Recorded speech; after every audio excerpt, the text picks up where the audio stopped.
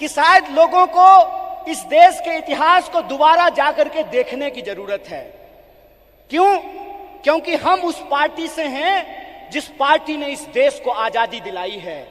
अभी एक कलाकार ने आजादी की बात की, हाथों की आजादी की बात की, देश की आजादी की बात की, तो एक एक भारतीय राष्ट्रीय कांग्रेस के कार्यकर्ता को गर्व से यह बात कहनी चाहिए कि हम वो लोग हैं जो इस देश को आजादी दिलाए हैं और आजाद देश में आजादी को बचाएंगे भी। इस बात को हमको याद रखना है। और अगर हमने इसका संकल्प लिया है तो मैं एक उदाहरण आप लोगों को देना चाहता हूं, खास करके जो हमारी महिलाएं यहां पे बैठी हुई हैं। जब कांग्रेस पार्टी हार गई थी श्रीमती गांधी के नेतृत्व में, तो उस वक्त लोगों ने कहा था कि कांग्रेस समाप्त हो गया है। उसके बाद श्रीमती गांधी बिहार गई थी, जहां से मैं आता हूं। वहां पे एक नरसंहार हुआ था और श्रीमती गांधी हाथी पे बैठ करके गई थी शोषितों से मिलने के लिए, उन नरसंहार के जो पीड़ित थे उन परिवारों से मिलने के लिए। और उनके साथ हाथी पे बैठी हुई एक महिला थी, जिस महिला का नाम प्रतिभा देवी सिंह पाटिल है, जो इस देश की पहली महिला राष्ट्रपति बनी थी। इसीलिए हम कहते हैं, गीता में भी लिखा हुआ है कि कर्म करो, फल की चिंता मत करो। आज आप यूथ कांग्रेस के कार्यकर्ता हैं, एनएसयूआई के कार्यकर्ता हैं, आपको कर्म करने की जरूरत है। और हमारा कर्म क्या है? हमारा कर्म है अपने विचार पर चलना। और हमारा विचार क्या है? हमारा विचार है इस देश का संविधान, संविधान की प्रस्तावना।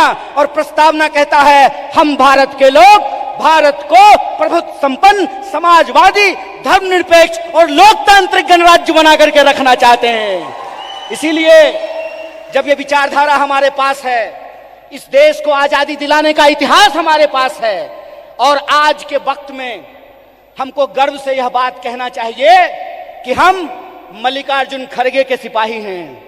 हमको गर्व से यह बात कहना चाहिए कि हम राहुल गांधी के सिपाही हैं, क्योंकि राहुल गांधी ने कहा है डरो मत। और उनको डरने की जरूरत नहीं है जो किसी के खिलाफ गलत नहीं किए हैं।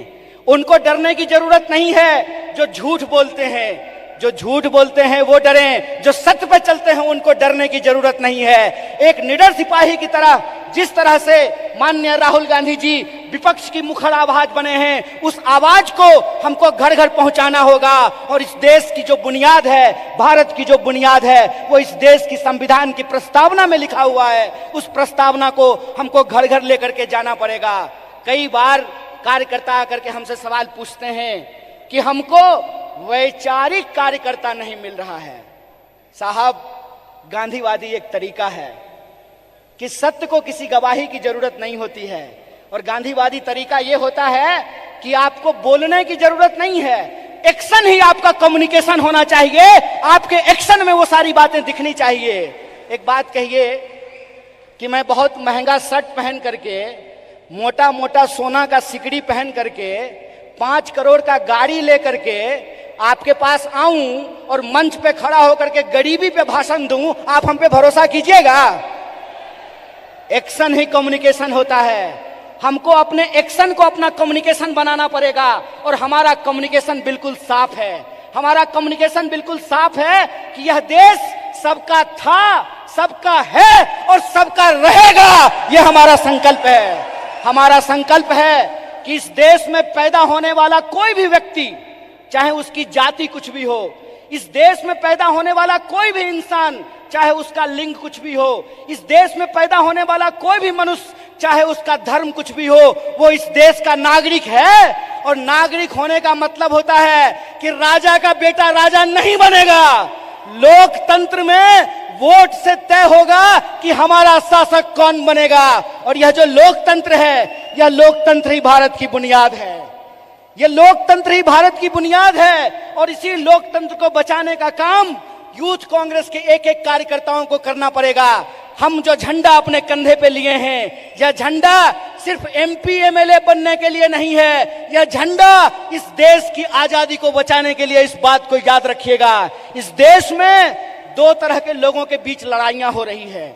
इस मुल्क में 2 तरह के लोग हैं। एक वो लोग हैं जो नफरत फैलाते हैं, एक वो लोग हैं जो इंसान को आपस में बांटते हैं, एक वो लोग हैं जो ऊंच नीच करते हैं, एक वो लोग हैं जो इंसान को लड़ा करके इस देश की शक्ति को कमजोर करते हैं, एक हम वो लोग हैं जो नफरत के खिलाफ हमको मोहब्बत की आवाज को बुलंद करना पड़ेगा। और आखिरी बात अपनी बोल करके खत्म करूंगा।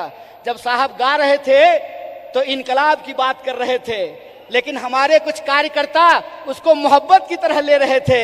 तो आखिरी बात बोल करके खत्म करूंगा कि जो नौजवान इश्क नहीं करता वो इनकलाब भी नहीं कर सकता है, जो इंसान मोहब्बत नहीं कर सकता वो परिवर्तन भी नहीं कर सकता है। हम इश्क करेंगे, नफरत को हराएंगे, संविधान की आवाज को बुलंद करके इनकलाब लेकर के आएंगे और हम उस रास्ते पे चलेंगे जिस रास्ते पे महात्मा गांधी ने चला और एकता का संदेश दिया। हम उस रास्ते पे चलेंगे जिस पर पंडित जवाहरलाल नेहरू ने चला और साहस का परिचय दिया।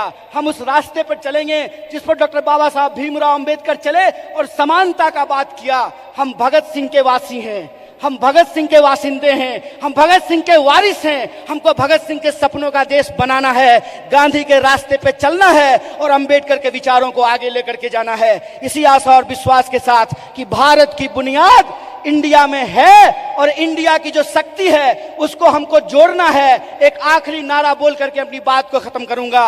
मैं विद्यार्थियों के कार्यक्रम में कहता हूं, जुड़ेगा विद्यार्थी, जुड़ेगा विद्यार्थी, जुड़ेगा विद्यार्थी, उसी तरह से जुड़ेगा नौजवान, जुड़ेगा नौजवान, जुड़ेगा नौजवान, जीतेगा इंडिया।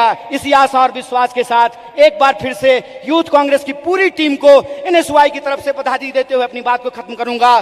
शुक्रिया। इनकलाब जिंदाबाद। जय हिंद, जय भारत, जय कांग्रेस।